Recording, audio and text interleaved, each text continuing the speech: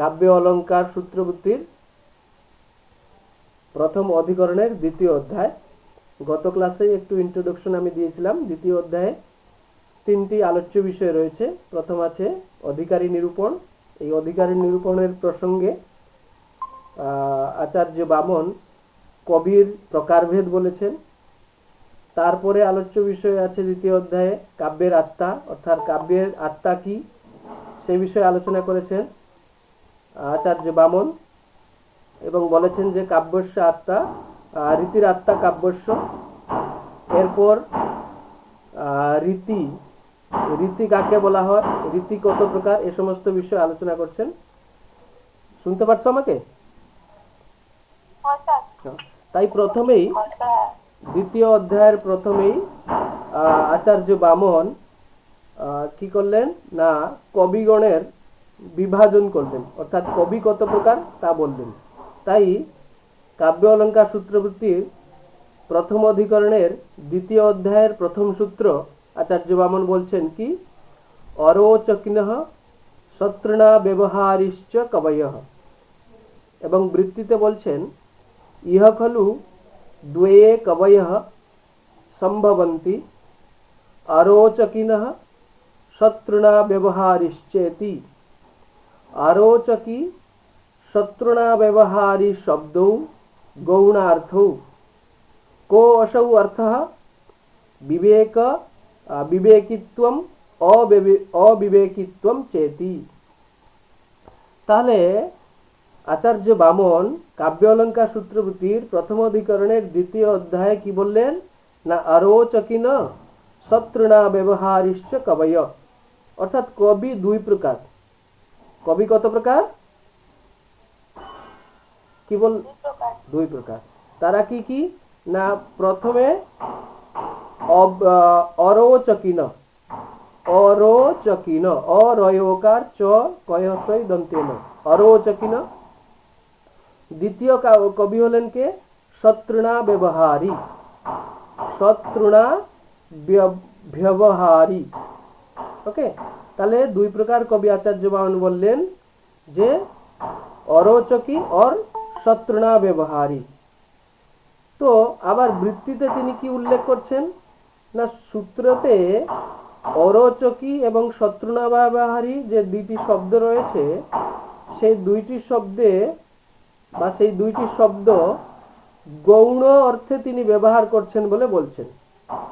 তাহলে মোটামুটি আমরা দেখলাম আচার্য বামন কাব্য অলঙ্কার সূত্রবৃত্তির প্রথম অধিকরণের দ্বিতীয় অধ্যায়ে কবিকে বিভাজন করছেন দুই ভাগে, যথা অরোচকি এবং শত্রুণা ব্যবহারী। এবং বৃত্তিতে বললেন তিনি এই যে অরোচকি এবং শত্রুণা ব্যবহারী দুইটি শব্দ উল্লেখ করেছেন, সেই দুইটি শব্দ তিনি গৌণ অর্থে ব্যবহার করেছেন। এখান থেকে আমরা বুঝতে পারলাম অরোচকি এবং শত্রুণা ব্যবহারী দুইটি শব্দের মুখ্য অর্থ রয়েছে এবং গৌণ অর্থ রয়েছে। তাহলে এই দুইটি শব্দের দুটোটা অর্থ কি আমাদেরকে জানতে লাগবে। অরোচকি শব্দের মুখ্য অর্থ হলো যার আহারে কোনো রুচি নেই। অরোচকি শব্দের অর্থ কি? যার আহারে কোনো রুচি নেই, খাওয়াতে কোনো রুচি নেই। এ হলো অরোচকি শব্দের মুখ্য অর্থ।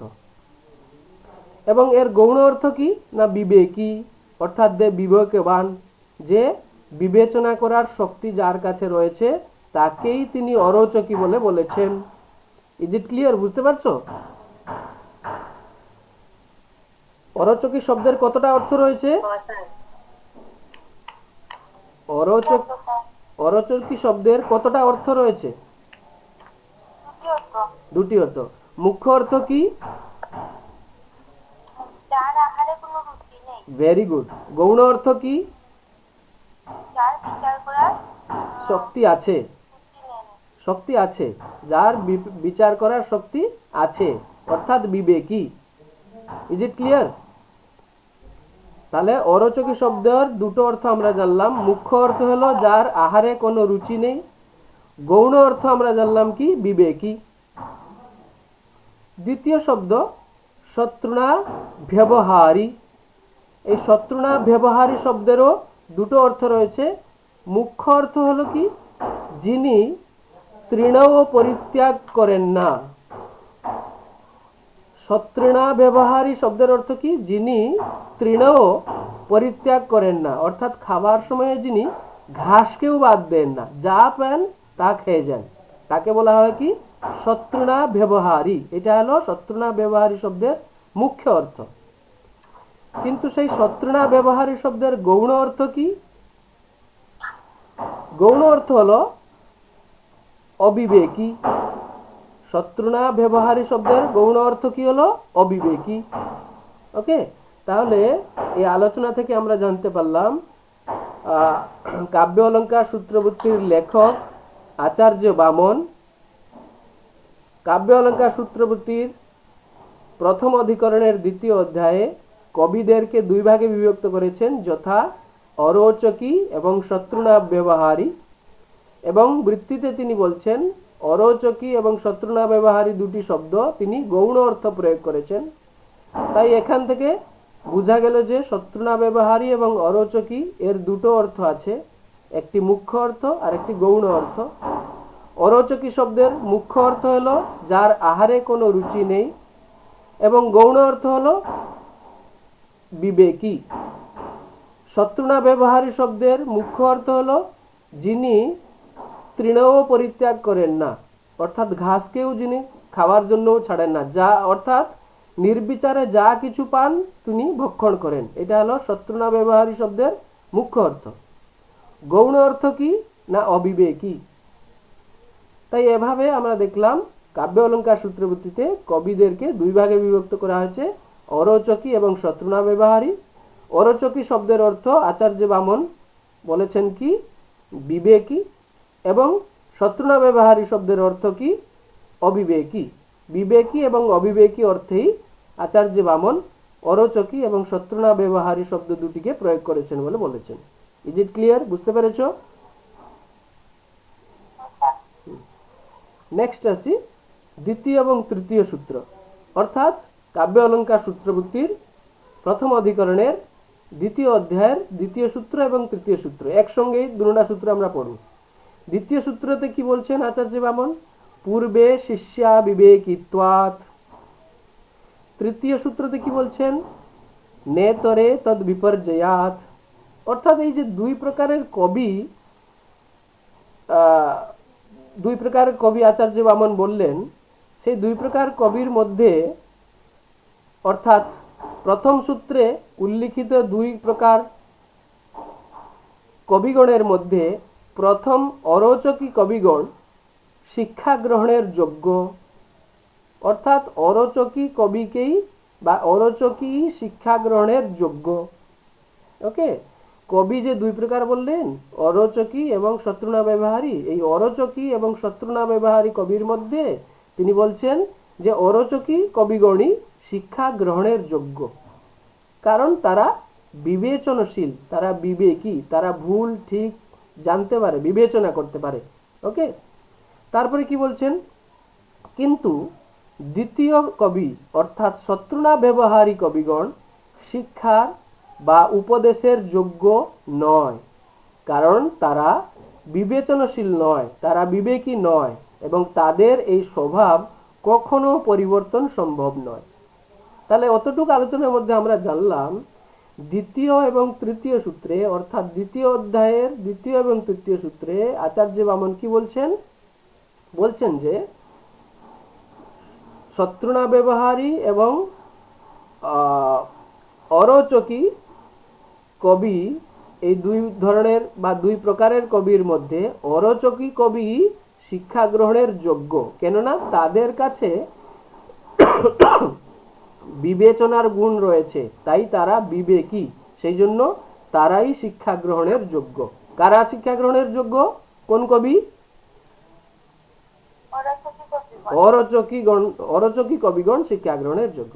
দ্বিতীয় কি বলছেন না শত্রুনা ব্যবহারী কবি শিক্ষা গ্রহণের বা শিক্ষার বা উপদেশের যোগ্য নন। কেন? না তারা বিবেচনশীল নয়, অর্থাৎ তাদের কাছে বিবেচনার শক্তি নাই, ভালো মন্দ গণনা করার শক্তি নাই। এবং এই যে শত্রুনা ব্যবহারী কবি, তাদের স্বভাব কোনো সময় পরিবর্তনের সম্ভব নয়। তাই অরচকি এবং শত্রুনা ব্যবহারী কবির মধ্যে কোন কবি শিক্ষার যোগ্য বা শ্রেষ্ঠ বলে বলেছেন আচার্য বামন? অরচকি কবিদের। Very good. কেন? অরচকি কবিগণের মধ্যে শিক্ষা গ্রহণের শিক্ষা গ্রহণ নয়, বিবেক, বিবেচনাশীল। ওকে, তারা বিবেকী, তাদের কাছে বিবেক আছে, তারা ভুল ঠিক সেটাকে বিবেচনা করতে পারে। Is it clear? এবং কোন কবি শিক্ষা বা উপদেশের যোগ্য নয়, তার নামটা কি? শত্রুনা ব্যবহারী। শত্রুনা ব্যবহারী। হ্যাঁ, শত্রুনা ব্যবহারী কবি শিক্ষা গ্রহণের যোগ্য নয়। কেন শিক্ষা গ্রহণের যোগ্য নয় তারা? ভেরি গুড, ভেরি গুড, তারা বিবেকশীল নয়। কিন্তু এই আলোচনার প্রসঙ্গে একটি শঙ্কা উৎপন্ন হয়, একটি সন্দেহ উৎপন্ন হয়। সন্দেহটা কি না, বস্তুত শাস্ত্র জ্ঞানের দ্বারাই মানুষের বিবেকিত্ব অবিবেকিত্ব দূর হয়। অর্থাৎ যদি একজন ব্যক্তি স্বভাবে অবিবেকী হয়ে থাকে, সে যদি শাস্ত্র অধ্যয়ন করে, তাহলে তার অবিবেকিত্ব কি হয়, দূর হয়ে যায় সামান্যত। কিন্তু সূত্রে শত্রুনা ব্যবহারীরা শাস্ত্র জ্ঞানের দ্বারা শিক্ষা গ্রহণের অযোগ্য কেন বলা হয়েছে? অর্থাৎ একজন প্রশ্ন করতে পারে, সামান্যত একজন অবিবেকী ব্যক্তি যদি শাস্ত্র অধ্যয়ন করে, শাস্ত্র জ্ঞানের দ্বারাই সে কি হইতে পারে না, বিবেকী হয়ে যেতে পারে। যদি এটা সামান্য হয়, তাহলে শত্রুনা ব্যবহারী কবি যে তার স্বভাব কোনোদিন পরিবর্তন হয় না, সে শিক্ষা গ্রহণের যোগ্য নয়, এটা বলা কি ঠিক? এই প্রশ্ন কেউ করতে পারে। আবার যদি তা সত্য হয়, কি সত্য হয় না, শত্রুনা ব্যবহারী কবি যদি কোনো সময় তার স্বভাবকে পরিবর্তন না হয়, এটা যদি সত্য হয়, তাহলে জ্ঞানের উপযোগের ক্ষেত্র সংকীর্ণ হয়ে যাবে। অর্থাৎ জ্ঞান যে সবার জন্য মঙ্গলকারী, এই যে নিয়মটি, সেটা আর সবার জন্য প্রযোজ্য হবে না। তাই জ্ঞানের উপযোগের ক্ষেত্র কি হয়ে যাবে, সংকীর্ণ হয়ে যাবে। এই কথার বা এই শঙ্কা বা সন্দেহের সমাধানের জন্য তিনি অর্থাৎ আচার্য বামন চতুর্থ সূত্রে এবং পঞ্চম সূত্রে আলোচনা করছেন। Is it clear? সন্দেহটা কি বলে বুঝতে পারছো? সন্দেহটা আবার আমি বলছি যে সামান্যত আমরা জানি, যদি একজন ব্যক্তি অবিবেকী হয়ে থাকে স্বভাবে, শাস্ত্র অধ্যয়নের পরে সে তার বিবেক জ্ঞান হয়। কিন্তু এখানে আচার্য বামন বলছেন যে শত্রুনা ব্যবহারী যে কবি, সে শিক্ষা গ্রহণের যোগ্য নয়, কেননা সে অবিবেকী এবং তার এই অবিবেকী স্বভাব কোনো সময় পরিবর্তন হবে না। তাই এভাবে যুক্তি যদি হয়, তাহলে জ্ঞানের পরিসীমা কি হয়ে যায়, সীমিত হয়ে যায়, সংকীর্ণ হয়ে যায়। তো এই শঙ্কার বা এই সন্দেহের সমাধানে আচার্য বামন চতুর্থ এবং পঞ্চম সূত্রে কি বলছেন আমরা দেখি। আচার্য বামন চতুর্থ সূত্রে অর্থাৎ কাব্য অলঙ্কার সূত্রবৃত্তির প্রথম অধিকরণের দ্বিতীয় অধ্যায়ের চতুর্থ সূত্রে বলছেন, ন শাস্ত্রম অদ্রব্যেষু অর্থবৎ। কি বলছেন তিনি? ন শাস্ত্রম অদ্রব্যেষু অর্থবৎ। পঞ্চম সূত্রে কি বলছেন? ন কতকং পঙ্ক প্রসাদনায়, ন কতকং পঙ্ক প্রসাদনায়। অর্থাৎ অবিবেকী গণকে প্রদত্ত শাস্ত্র জ্ঞান নিরর্থক হয়। কি বললেন তিনি চতুর্থ সূত্রে? না, যদি অবিবেকী গণকে, যদি শত্রুনা ব্যবহারীর মতো অবিবেকী কবিগণকে শাস্ত্রজ্ঞান প্রদান করা হয়, তাহলে সেই অবিবেকী গণের কাছে শাস্ত্রজ্ঞান কি হয়, নিরর্থক হয়, ফলপ্রসূ হয় না, ফল উৎপন্ন করে না। যেমন একটু উদাহরণ দিচ্ছেন, পঞ্চম সূত্রে তিনি উদাহরণ দিয়ে কি বলছেন, যেমন কতক অর্থাৎ নির্মলী ফল। কতক একটি ফলের নাম, হ্যাঁ, তাকে বলা হয় নির্মলী ফল। নির্মলী ফল কর্দমাক্ত জল পরিষ্কার করতে সমর্থ হয়, কিন্তু কর্দমকে পরিষ্কার করতে সমর্থ হয় না। যেভাবে নির্মলী নামক একটি ফল যদি আমরা জলে ফেলিয়ে দিই, সে জল যদি নোংরা হয়ে থাকে সেই নির্মলী ফল কি করে জলটাকে পরিষ্কার করে দেয়। কিন্তু জলে যে পঙ্ক রয়েছে, হ্যাঁ, সেই পঙ্ককে সে কি করতে পারে না, কর্দমকে বা পঙ্ককে সে পরিষ্কার করতে পারে না। শুধু তার শক্তি হলো কি না, সে জলকে পরিষ্কার করে দেয় কিন্তু পঙ্ককে পরিষ্কার করতে পারে না। তেমনি যদি অবিবেকী কবিগণের কাছে শাস্ত্রজ্ঞান প্রদান করা হয়, সে শাস্ত্রজ্ঞানের কি হয় না, কোনো ফল হয় না, সেই শাস্ত্রজ্ঞান কি হয়ে যায়, নিরর্থক হয়ে যায়।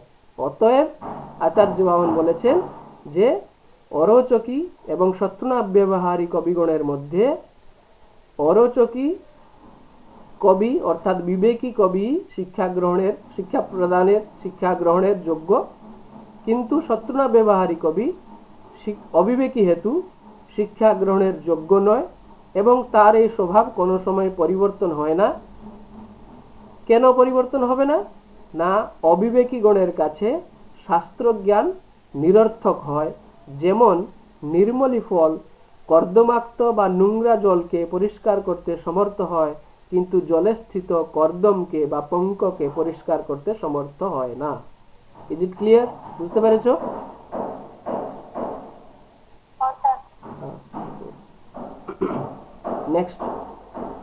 নেক্সট হলো অর্থাৎ 6 নম্বর সূত্র, কাব্য অলঙ্কার সূত্রবৃত্তির 6 নম্বর সূত্র।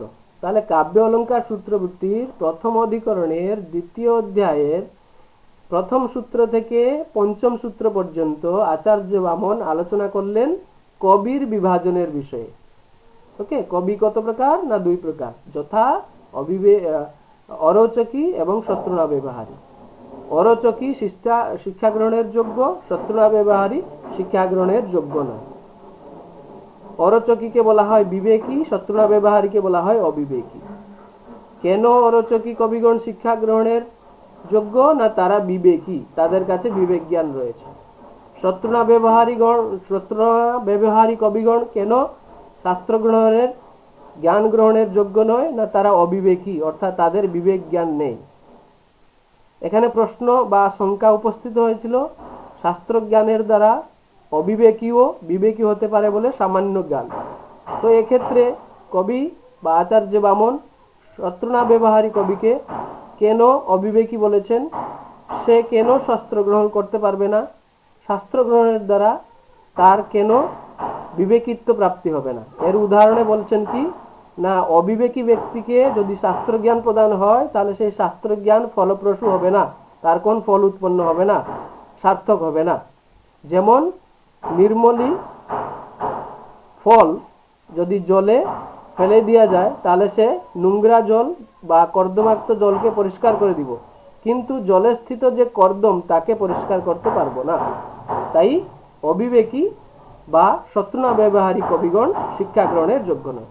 অতটুকু বিষয় আলোচনা করার পর কাব্য অলঙ্কার সূত্রবৃত্তি গ্রন্থের প্রথম অধিকরণের দ্বিতীয় অধ্যায়ের 6ষ্ঠ সূত্রে আচার্য বামন কাব্যের আত্মা নিরূপণ করেছেন। অর্থাৎ এই যে কাব্য নির্মাণ করব কবি, সেই কাব্যের আত্মা কি হবে এ বিষয়ে তিনি 6ষ্ঠ সূত্রে বলছেন কি, রীতির আত্মা কাব্যস্য, রীতির আত্মা কাব্যস্য, অর্থাৎ কাব্যের আত্মা কি, রীতি। Is it clear? বুঝতে পারছো কাব্যের আত্মা কি? কি কাব্যের আত্মা কি বলো? রীতি। কার মত এটা? কে বলেছেন রীতির আত্মা কাব্যস্য বলে কে বলেছেন? কার উক্তি এটা? আচার্য বামন। কোন বইতে বলেছেন তিনি?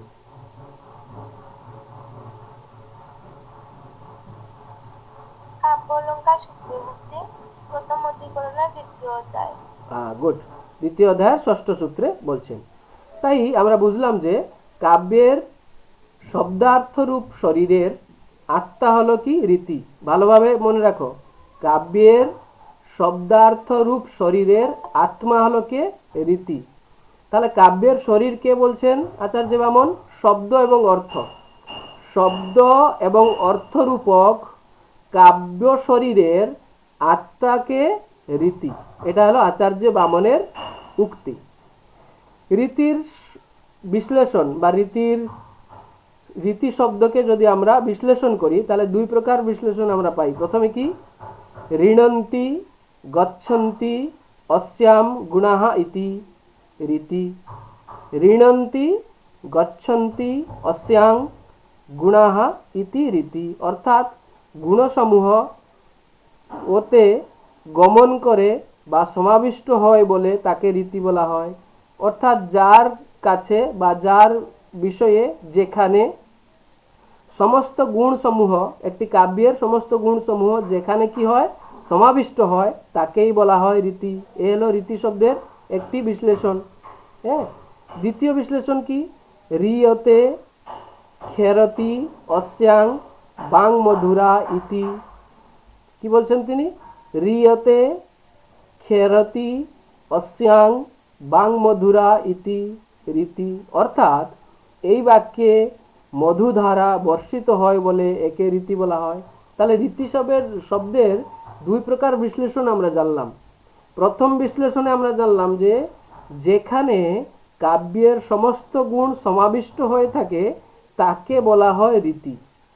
তাই সংস্কৃতে বলা হয়েছে কি, ঋণন্তি গচ্ছন্তি অস্যাং গুণাহ ইতি রীতি। দ্বিতীয়তে কি জানলাম আমরা, না যে বাক্যে মধুধারা বর্ষিত হয় তাকেই বলা হয় রীতি। তাই সংস্কৃতে বলা হয়েছে কি, রিয়তে ক্ষরতি অস্যাং বাং মধুরা ইতি রীতি। তাহলে আচার্য বামন কাব্য অলঙ্কার সূত্রবৃত্তির প্রথম অধিকরণের দ্বিতীয় অধ্যায়ের ষষ্ঠ সূত্রে ষষ্ঠ সূত্রে কি বলছেন, রীতিরাত্মা কাব্যস্য, অর্থাৎ শব্দ এবং অর্থরূপ কাব্য শরীরের আত্মা হলো কি, রীতি। এবং সেই রীতির দুই প্রকার বিশ্লেষণ করা যেতে পারে। প্রথম বিশ্লেষণের অর্থ হলো কি, যেখানে কাব্যের সমস্ত গুণ সমাবিষ্ট হয়ে থাকে তাকেই বলা হয় রীতি। দ্বিতীয় বিশ্লেষণের অর্থ হলো যে বাক্যে মধুধারা বর্ষিত হয় তাকেই বলা হয় রীতি। Is it clear? নেক্সট আসো, আমরা সপ্তম সূত্র এবং অষ্টম সূত্র অর্থাৎ কাব্য অলঙ্কার সূত্রবৃত্তির প্রথম অধিকরণের দ্বিতীয় অধ্যায়ের সপ্তম এবং অষ্টম সূত্র। আচার্য বামন সপ্তম সূত্রে কি বলছেন, না রীতির লক্ষণ দিচ্ছেন, অর্থাৎ রীতি নিরূপণ করছেন বা রীতির সংজ্ঞা প্রদান করছেন। রীতির সংজ্ঞা প্রদান করে আচার্য বামন সপ্তম সূত্রে কি বললেন, বিশিষ্টা পদরচনা রীতি। কি বলছেন তিনি, বিশিষ্টা পদরচনা রীতি, অর্থাৎ বৈশিষ্ট্যযুক্ত পদরচনাকেই রীতি বলা হয়। কোনো বিশেষতাযুক্ত বা বৈশিষ্ট্যযুক্ত পদরচনাকেই কি বলা হবে, রীতি বলা হবে। অষ্টম সূত্রে কি বললেন, বিশেষ গুণাত্মা, সেই বিশেষতা যে বৈশিষ্ট্যযুক্ত পদরচনাকে রীতি বলা হয় সেই বিশেষত্বটা কি, না গুণাত্মা। সেই বিশেষত্বের আত্মা হলো কি, গুণ। ভালোভাবে বুঝো। প্রথমে তিনি সপ্তম সূত্রে বললেন রীতির লক্ষণ দিয়ে, বিশিষ্টা পদরচনা রীতি, অর্থাৎ বৈশিষ্ট্যযুক্ত পদরচনাকেই রীতি বলা হয়। এবং পদরচনার এই বিশেষত্ব হলো সেই রকমের পদ, এই পদরচনার বিশেষত্ব হলো সেই রকমের পদ রচনা যার আত্মা হচ্ছে গুণ। অতএব বিশেষ হচ্ছে গুণাত্মক। দুটো বিষয় এখানে মনে রাখার কথা। বৈশিষ্ট্যযুক্ত পদরচনাকে, বৈশিষ্ট্যযুক্ত বাক্য রচনাকে বলা হয় কি, রীতি বলা হয়। তাহলে এখানে প্রশ্ন আছে, সেই বিশেষতা বা সেই বৈশিষ্ট্যটা কি হবে, বাক্যের সেই বৈশিষ্ট্য কি, না বাক্যের সেই বৈশিষ্ট্য হলো গুণাত্মা, অর্থাৎ গুণযুক্ত।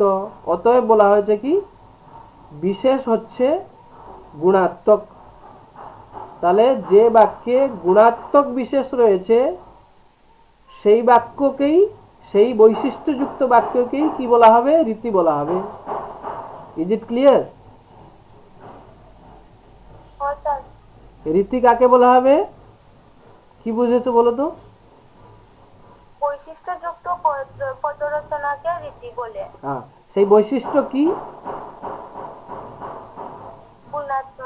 গুণাত্মক। বৈশিষ্ট্যটা কি? গুণাত্মক। ওকে, গুণাত্মক। অর্থাৎ সেখানে গুণ থাকা দরকার। ওকে, গুণ থাকিয়েই ও স্যার। গুণযুক্ত বা গুণরূপক বৈশিষ্ট্যযুক্ত পদরচনাকেই রীতি বলা হয়। এখান থেকে আমরা এক লাইনে কি বুঝলাম? গুণযুক্ত বৈশিষ্ট্য সম্পন্ন বা গুণযুক্ত বৈশিষ্ট্য বিশিষ্ট পদরচনাকেই রীতি বলা হয়। ওকে, এরপরে বা এই প্রসঙ্গে আলোচনা করে যেতে পারে বা এই প্রসঙ্গে রীতি নিরূপণের প্রসঙ্গেই আচার্য বামন অনেক বিষয় আলোচনা করেছেন, যেটাই ইম্পর্টেন্ট তোমার ব্রড কোশ্চেনের জন্য।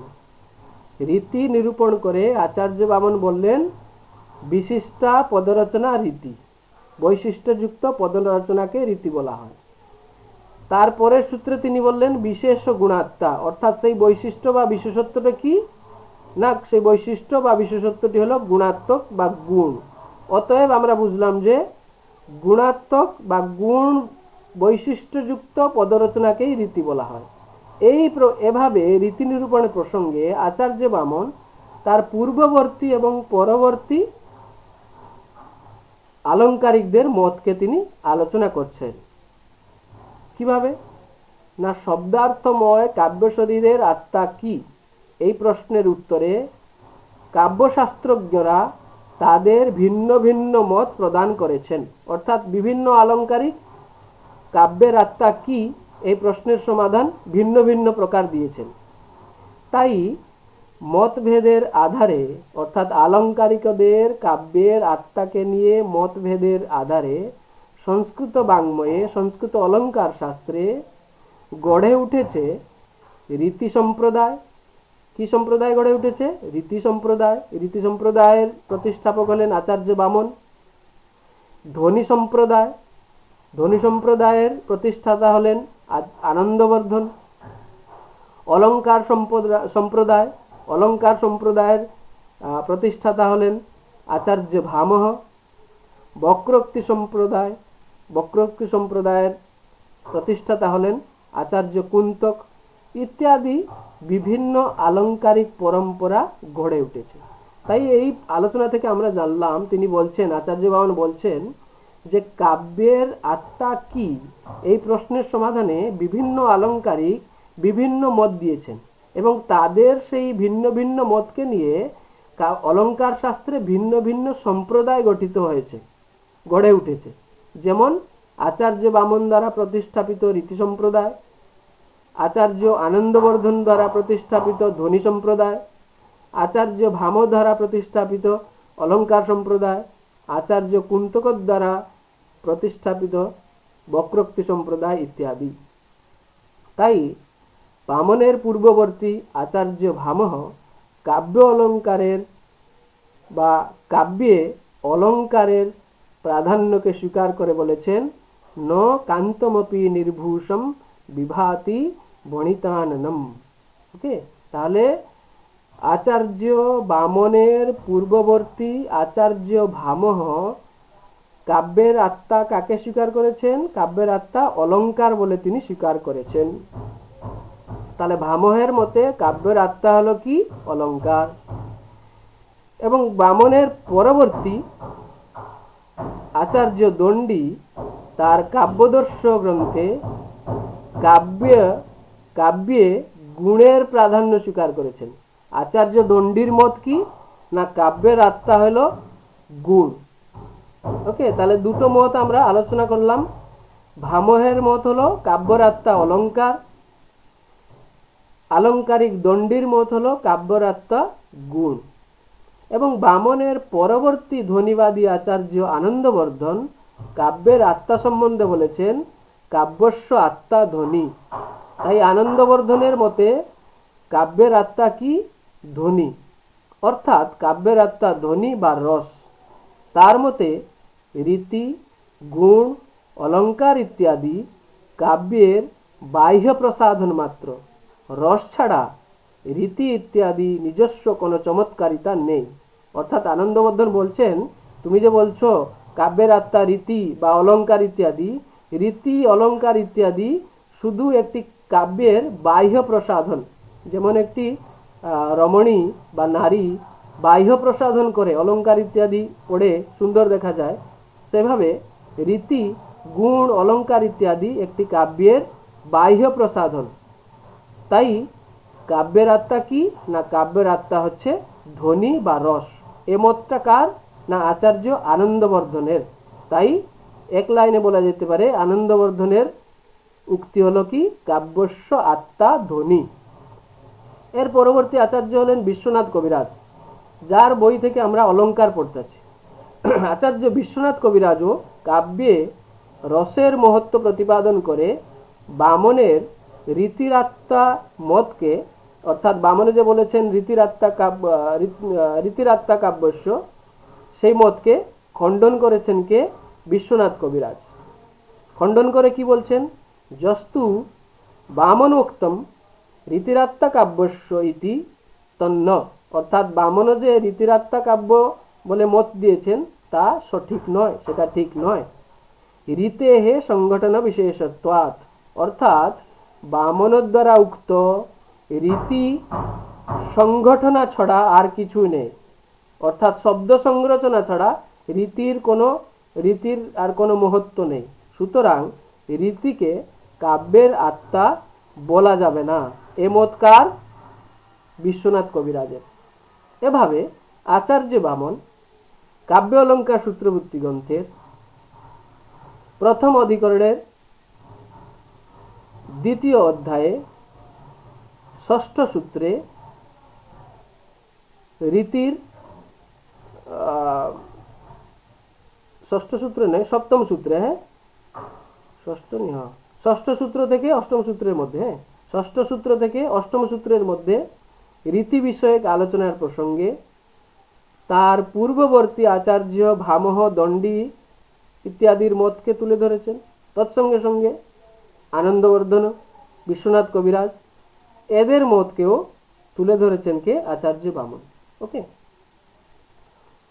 এরূপ দেখা যায় যে বামনের পূর্ববর্তী কাব্যশাস্ত্রজ্ঞরা কাব্যে বিভিন্ন উপাদানের প্রাধান্য সম্বন্ধে আলোচনা করলেও কাব্যের আত্মা সম্বন্ধে কোনো স্পষ্ট মত প্রদান করেননি। অর্থাৎ আচার্য বামনের পূর্ববর্তী আচার্যরা যদিও বলেছেন কাব্যের আত্মা রস বা অলঙ্কার, কিন্তু স্পষ্টভাবে কাব্যের আত্মা কি তারা তাদের মত প্রকাশ করেননি।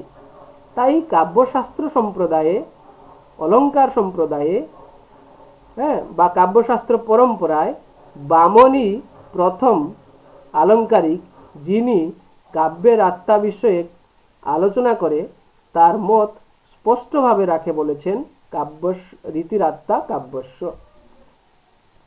তাহলে এই যে আলোচনার সারাংশ কি না, সারাংশ হলো 5টি পয়েন্ট। কি কি 5টি পয়েন্ট সারাংশ আমাদের এই আলোচনা, রীতি সম্বন্ধীয় আলোচনা?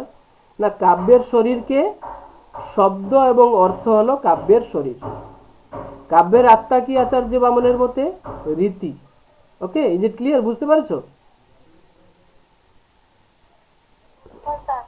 তাহলে কাব্যের শরীর হলো শব্দ এবং অর্থ, কাব্যের আত্মা হলো রীতি, এবং রীতির লক্ষণ কি?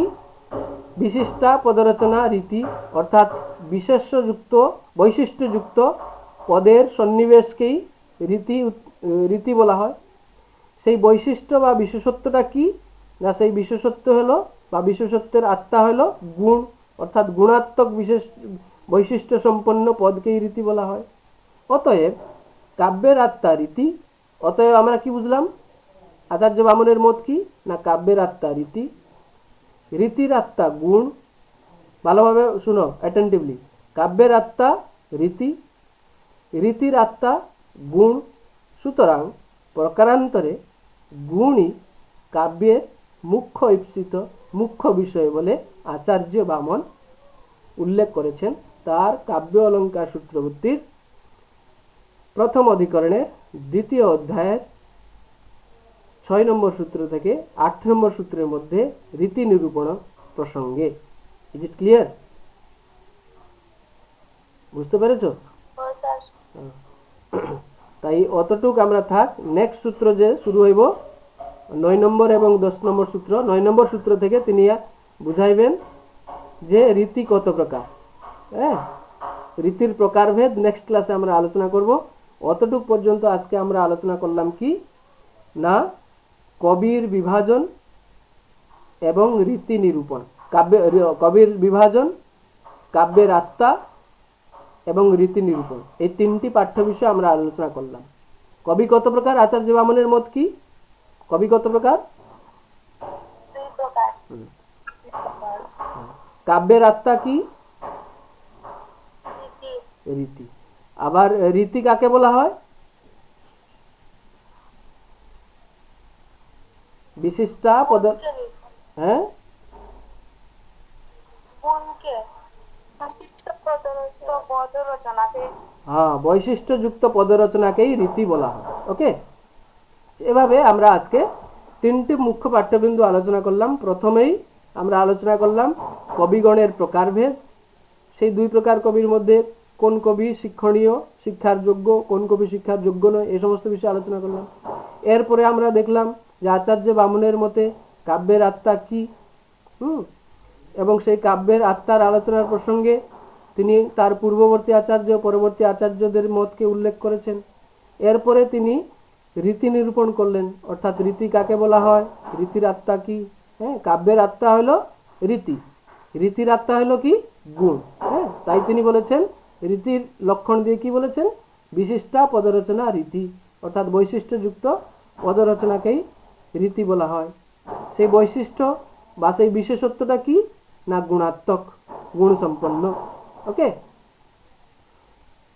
এভাবে আমরা আজকে এই তিনটি পাঠ্য বিষয় আলোচনা করলাম। আগামী ক্লাসে আমরা আলোচনা করব রীতির প্রকারভেদ, আচার্য বামন রীতিকে, অর্থাৎ রীতি কত প্রকার, এই সমস্ত বিষয়ে আলোচনা করব।